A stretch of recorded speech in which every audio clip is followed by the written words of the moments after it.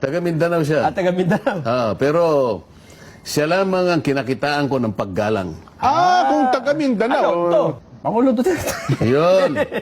Si Pangulo Duterte. Bakit ka mo? Oo. Nakita mo ba sa bawat tanong sa kanya? Okay. Sir, kanya. Oo nga. Madam, sabi niya. Oo. Hindi na alis sa kanya yung mga salita na yun. Kahit na buwisit na siya. Kahit na pwede niya nang balibagin ng microphone yung isa. Pero sinasabi pa rin niya, Sir, Pasensya na po kayo, Your Honor. Tapos nung kamuntik nang magbalibag, alam mo ginawa niya? Pasensya na po kayo. Ayun nga. Diyan mo makikita Oho. kung ano ang pagkatao ng dating Pangulo.